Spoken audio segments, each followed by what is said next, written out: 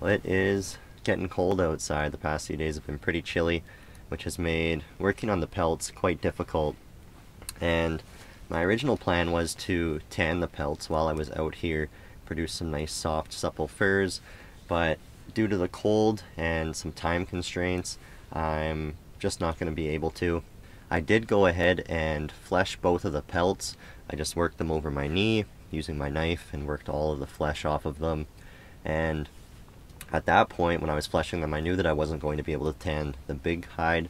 Beavers have relatively thick skin along their back and in their shoulder, neck area, and that skin has to be thinned down before you tan it, or else the tanning solution won't be able to penetrate all the way down into the pelt, and you'll end up with a rather stiff hide rather than a nice, soft, supple one. At that point, I thought I was going to be able to tan the small beaver.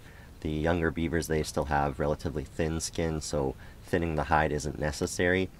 So I was planning on tanning that one, and I went through the process of actually applying the tanning solution, but trying to keep everything warm enough. The tanning solution, when you apply it, should be warm, and you want the pelt to be about room temperature. And trying to do it here in the tent with the wood stove going even, I wasn't able to keep everything to the right temperature, so the tanning solution hardened up right away once it got onto the pelt. It wasn't absorbing in.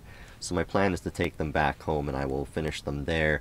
I'm sorry that I won't be able to include that in this series, but if there is enough interest, I will definitely make a video going through the entire process in depth, showing you step by step how to tan the pelts.